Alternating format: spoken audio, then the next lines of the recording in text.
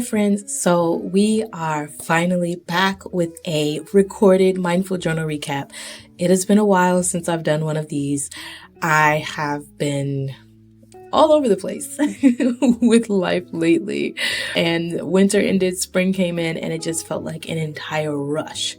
So we've been doing what I've now introduced as quiet sessions. Those sessions are, I'll just kind of have the prompts laid out and we'll switch through them a few minutes at a time, and the music plays and we just kind of can, quietly reflect in our journals on our own. The chat is always open for questions, but it's no cameras and just really journaling and digging into, your self-discovery or your self-care moment for the 30 minutes to an hour.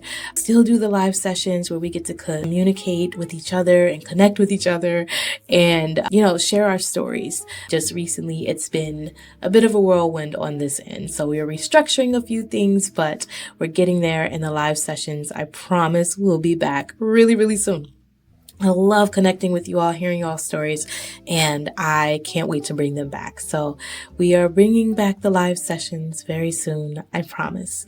And one quick note, on April 21st, we have our confidence journal party. So we do journal parties every so often. We did a New Year's one, we did a Valentine's one. Our next one is all about building your confidence. So with me, confidence has always been like this issue, I guess, for lack of a better word. And I wanted to find a way to build my confidence. And so I've been a performer, I've sung on stages, and I've spoken in front of audience. I've even preached in front of churches, but I feel like I was always performing, and it really wasn't like an authentic confidence. It was more of like, I was trained to do this, I can get on stage and do it. And I never really felt like I had the confidence that I, really desired, really wanted to have. And so for the last few years, honestly, I've been working on my confidence. I've found things that worked for me. Confidence for me really comes from getting clarity on who it is that I am and who I want to be and how I want to grow as a person and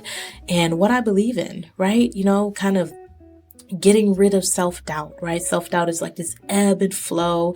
It comes in waves. And I think confidence is the same way, right? We don't need to be 100% confident all the time, but it does help to be able to tap into your inner confidence, right? And build yourself up in those moments when you need it most. So we are hosting a confidence journal party on April 21st instead of our actual journal club session. And I can't wait to see you there. It is a free session, of course.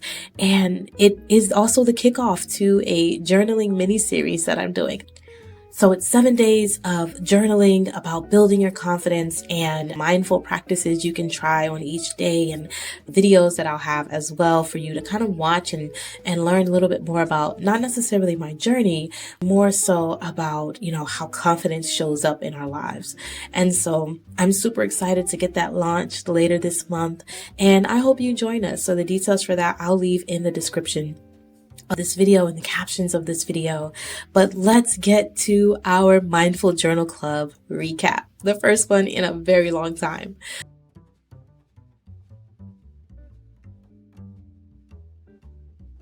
As always, we start with our opening prompt. And our opening prompt today was identify a little thing in your life that brings you joy. It could be a morning routine, a favorite coffee mug, or even a particular view from your window. Describe this little thing in detail and explore why it holds such significance for you. So I love to open up with opening prompts that are a little bit lighthearted and lean into joy and the little moments in life, because those are the moments that we often overlook. And this opening prompt is a great way to just kind of get yourself settled into journaling and really focusing and dedicating your time and being intentional about it. So our first prompt, our opening prompt, was focusing on the little things. So for me, my little thing is quite honestly, it's the view from our window. So it's not really our window, it's when you open our door. So when you open our front door, there's this huge parking lot, but then also there's a skyline that's so beautiful. You can see the sunrise from it. You can see it's just kind of like this open view. And I love to watch the sky. I love to watch it change. It never is the same. The skies are never the same. And so it just brings me joy to open my door in the morning as I'm taking my daughter to school and just to see what the view is today. So that's my little big thing that I find joy in every morning. It holds significance for me because when I was younger, I just fell in love with the different views that you could see in the sky and how the clouds would be positioned or placed and the colors and how it would change. It just kind of reminds me of my childhood and how grand things in life are and can be. And so that was my little thing today. So this prompt was meant to be very lighthearted, something that makes you smile, something that creates a moment of joy for you in your days. So this was our opening prompt, the little things. And then, of course, before we dive into some of the heavier prompts, we always set our intentions. And so intentions for me are heart driven. I say this almost every session. They're heart driven. And it's really not about, okay, this is what I'm expecting to get out of this session. It's more about what would I like to gain? How am I going to spend my time here? Why am I showing up to journal? Is it for self-care? Is it just to kind of get a moment of joy out? Is it to vent? Is it to release? What is it? Why is it that I'm showing up today? And so that's how I like to approach intention setting when it comes to our journal sessions. So we took a couple of minutes and we, set our intentions before we move right into some of our heavier prompts. This is the Mindful Journaling Club. It's very important and it's key for me to emphasize the mindful part of it because mindfulness is the act of being present. It is being aware, self-aware, just being aware of your surroundings, but it's just really about being present in the moment. We cannot control what's going to happen 5 minutes from now, or we can't go back into the past and change things that have happened. But what we can do is sit in the present moments and be all the way here now, right? And so today's prompt the mindful practice was to spend a few minutes focusing on your current surroundings, using your senses. So what do you see, hear, smell, feel, and maybe even taste? And then the prompt was to write about one simple joy that you discovered specifically during that practice, and then answering if anything stood out to you during that time, and then how did paying attention to your surroundings help you to feel more present, more connected to this journaling time, wherever you're sitting. How did it bring you to the present moment? Because sometimes we come into like journaling sessions or anything in life and we're bringing all of the stress with us. We're bringing all of the emotions, all of the energy with us into our present moment. And if we can kind of find ways in mindful practices or what I use, but if we can find those, techniques and practices and moments that allow us to just kind of gather ourselves and be still, it allows for us to create clarity in our moments, in our present. It creates a slowing down, if you will, and it allows us to be really focused on what is happening right now.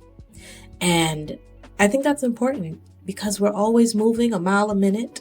Our thoughts are always racing, and it's important for us to slow down with intention, not because we're forced to out of sickness or any other situation, but out of choice. We're choosing to live a little bit slower, to be more present, to embrace the present, and to be here now. So this mindful moment was about really taking in your environment, where you are, what do you see, hear, smell, taste, feel, and then reflecting on that. And so that was all about sensory connection. We do mindful moments, mindful practices every session. So this was one that really kind of helps to level just where you are and brings your attention and your focus to what you're doing at this moment. So that was our mindful moment. And then we switched into our main prompt. So being completely transparent, completely honest, I just went through a bout of self-doubt, over the past few weeks, honestly. Self-doubt, a little bit of self-sabotage, right? And it's kind of like grouped together in a way. And so the prompt here was to reflect on a recent time in your life that was characterized by self-doubt. Describe the situation or any feelings of uncertainty or insecurity that you experienced. What was the source of this self-doubt? Was it triggered by external feedback, comparison? Comparison, I always say, is a thief of joy. Not my quote, but it's a very true quote. Or internal expectations, because those really do weigh on us as well, right? Our own expectations of ourselves. Right, so that was the prompt. And then I love to do 1 and 2 part prompts, sometimes 3 parts. But this one was about, I guess this one was 3. And so the final piece of this was, despite the self-doubt, what strength did you discover or lean on during this time? And then how did these strengths play a role in navigating your doubts? So for me, the self-doubt really didn't show up as a particular moment. It was rather really more of a culmination of all of my thoughts and all of the work that I've been putting in to create and build and grow and scale, whether it's my business, whether it's life, feeling stagnant, as I mentioned earlier. It's been an interesting ride these last few weeks, and I've just kind of been in these like downward spiral thoughts. And self-doubt does that. It can create this grip on you and on your life that just holds you, and you become stagnant. You become uncertain, unsure. You question what you're doing. And while not all of that is necessarily a bad thing, because what it does is it creates a path or an opening for you to really dig deep and discover a little bit more of who you are. But in those moments, you have a choice. And I think that's something that we may sometimes forget. We have a choice in those moments of self-doubt to show up, act on it, and move forward from it. Or we can sit there in it and kind of fall deeper into this downward spiral. And so for me, I did a little bit of both. I sat there in it, but I think I sat there too long. And I started to really go into this mindset of, what am I doing? Why have I created this club? What am I doing with my business? What do I even want to do? I don't think I can keep up with everything that I'm doing. But then also the thoughts of, I don't think I know what I'm doing. And what is it that I really want? And am I even qualified to be doing the work that I'm doing every day? Whether it's agency marketing work or journaling sessions or mindfulness work, the imposter syndrome, tag that along with self-doubt, questioning yourself, right? Again, I love journaling. It's literally about questioning yourself. And then you have to stop and think about, well, what are the questions that I'm asking myself, and are they leading to my growth or adding into, or feeding into rather, self-sabotage? And so with this prompt, I want you to really kind of remember or sit with, or even if you're, in the present moment going through a time of self-doubt, really kind of get to the root of it. If you can understand where it's coming from, or even what you're feeling, naming what you're feeling is a great first start. It helps you to kind of spring forward. So for me, what was the source of this self-doubt? For me, it was, I felt like I was doing so much and nothing was happening. I couldn't see any results, or the results that I wanted, right? I felt like also I wasn't doing enough, or I wasn't doing something that was impactful. And I kind of leaned into this, the comparison, right? You start looking at, okay, well, what is everyone else doing? And how are they, living such a happy life, or growing their businesses, or whatever it may be, right? And you start to compare. And it's important to question yourself in those moments and really ask yourself, what is it that you want? Who are you at your core, right? Because when you can be firm and know who you are at your core, when you're confident in who you are, what it is you're working toward and going for, whether you want to call it your purpose in life, your mission in life, when you know who you are, where you are, and where you stand and what you believe in, it can guide you out of those moments of self-doubt. And it can lead you back into who you are. It can uplift you. It can remind you. It can guide you. So it's important that when we ask ourselves questions or when we go through self-doubt, it's important to ask, where is this coming from? Why am I feeling this? What is it that I want? Who am I at my core? Because when you can really get to a point where you can answer that question for yourself and know for yourself, even if you're still on the journey of figuring it out, but you are asking yourself that question, I promise you, it'll lead you to your next right step. And so for me, I am getting organized. So this third part of the question, despite the self-doubt, what strength did you discover or lean on during this time? And for me, the self-doubt came from having so many rushing thoughts that never seemed to stop.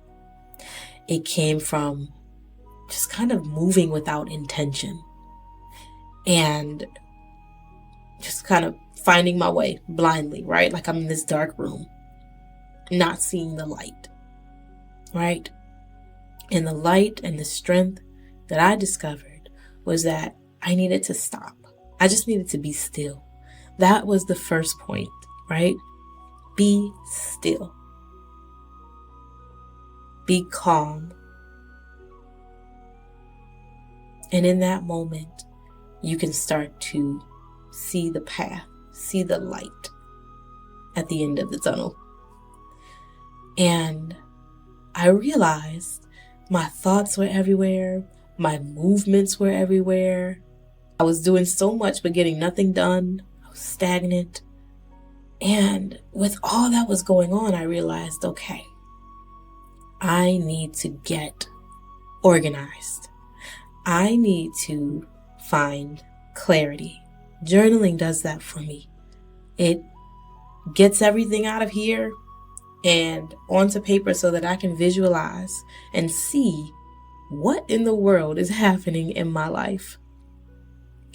And once I started to get organized, once I started to kind of pull these thoughts out, get them out of my mind and onto paper, once I started to do that, I felt lighter. I felt capable. I felt like I may not know exactly which direction I want to go in, but I felt like I could now create my direction, figure out my path, what it is that I want to do next. Tuning out the noise, right?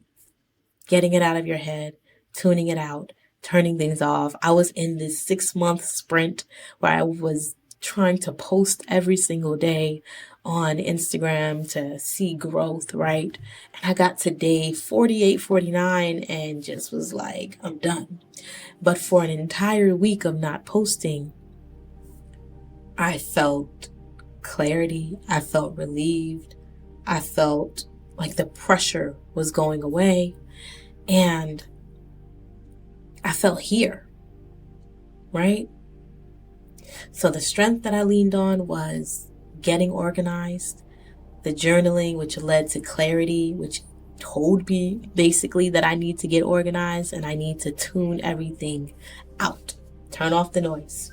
What is it that I want? What is it that I need, right? We can't always, use what we're seeing out in the world and with other people as a guide.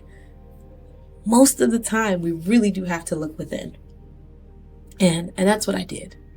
And so when you answer this question, really dig deep, really dive into the moment. Don't get lost there. Don't get trapped there, but dive into the moment from an observer's point of view and figure out what it is that you need when you have those moments of self-doubt, of imposter syndrome, of self-sabotage, or whatever it may be for you, when you have those moments, what is it that you need?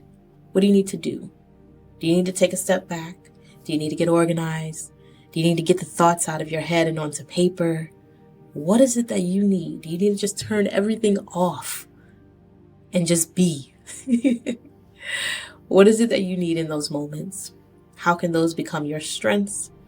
How can you lean on those things? When you dive into this prompt, give it your all. And I promise you, it will create a sense of clarity and connection and understanding of yourself that will help you with your next step. So that was our self-doubt main prompt today. And then, of course, we always end in gratitude. Gratitude is the root of joy for me. And I'll be honest, I think I kind of gotten a little bit blindsided by gratitude because, you start to list things that you're grateful for, you answer some of these prompts, and it's almost like this interesting, toxic positivity that could come out of it. And so it's important for me to be intentional with gratitude, with practicing gratitude, with being grateful, right? I don't want to just wake up every morning and say, okay, I'm grateful that I woke up. I'm grateful for this water next to my bed, and I'm grateful for my family. Why? Why? When you ask why are you grateful for these things? When you add that layer onto your gratitude list or your gratitude prompts, or just saying I'm grateful for whatever it may be, when you add that extra layer or level of why am I grateful for it, it creates more meaning behind it, and you can develop a stronger affinity and more appreciation, a deeper appreciation for what it is you're grateful for. So today's prompt, uplifting gratitude. Think of someone who has had a positive impact on your life recently. What were their specific actions or qualities that uplifted you? And then consider writing a thank you note to express your gratitude to them. And we'll add the extra layer, the extra level, right? Why do those things uplift you? Think deep. This is about self-discovery. It's about thinking deep. We think on the surface level every day. How often are we using critical thinking skills anymore? So many things are automated, mindlessly scrolling on so many different platforms, emails, whatever it may be. Think critically here. Think deep here. Why do these things make you happy? What is it that it's making you feel when you are around, specifically with this prompt, this person, or when you think of this person or see this person or hear a quote from them or whatever it may be, whoever it is? What were their specific actions or qualities that uplifted you? Why do these things or qualities about this person make you feel better, make you feel uplifted? And then I love this last part. Consider writing a thank you note to express your gratitude to them. My grandmother still writes me letters. And when you receive a handwritten note from anyone, it still creates this inner feeling of joy, of love, right? The feeling that someone cared enough to write a note to me in this digital age where we are on our phones, our laptops, our tablets, our computers. When was the last time you wrote a thank you note to someone to express gratitude for them? So consider doing that maybe this week. And that was our gratitude prompt. So we end in gratitude. We love to end on a high note. It's very important. It's the root of joy for me. It helps us to go into our weeks with, a smile on our face, being grateful. As we end this mindful journal recap, a recap on the announcements. Confidence Journal Party is happening April 21st, same time as our regular journal sessions. We are using that as a kickoff to the 7-day mini journaling series, all about confidence, that will launch on the 21st as well, April 21st. So hope to see you at the Confidence Journal Party. Next week, we are still having our regular session. In May, a few things will be switching up with how we run our live sessions and the overall club. Nothing major, nothing you need to worry about. Still going to exist. But we are restructuring a few things. And tell your friends to join the club. The club is still free to join. And it's all about just kind of connecting with yourself. And then eventually we'll be connecting with each other a little bit more beyond the journaling sessions on the Sundays. Thank you so much for tuning in. I hope these prompts were helpful in guiding you through maybe some challenging times in your life right now. If not, I just hope they were helpful for clarity or any other reason that you need to show up on the Sundays or whenever you are able to watch the recaps. With that, I will leave you and see you guys in our next session. Peace.